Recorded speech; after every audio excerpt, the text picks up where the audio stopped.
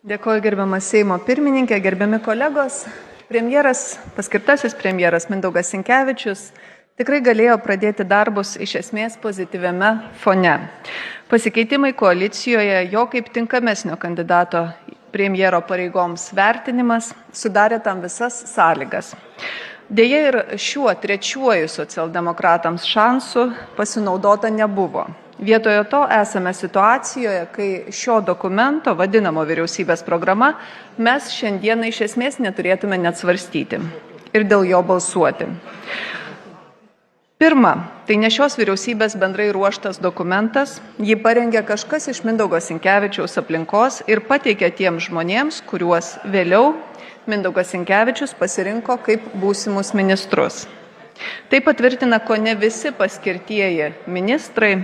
Liberalų sąjūdžio frakcijoje buvome susitikę su dalimi jų ir jų pačių prisipažinimu geriausiu atveju jie atliko redakcinius pakeitimus savo dalyje vyriausybės programos.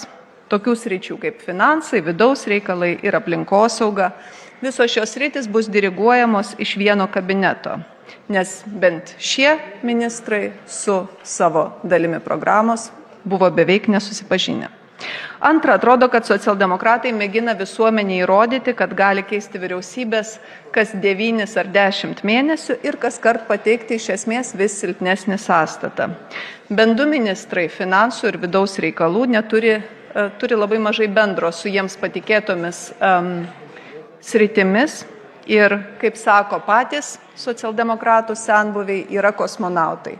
Ir ne, Seimo pirmininkė, aš manau, kad kosmonautai šiuo atveju nėra komplimentas, o tai jau yra labai neigiamas vertinimas.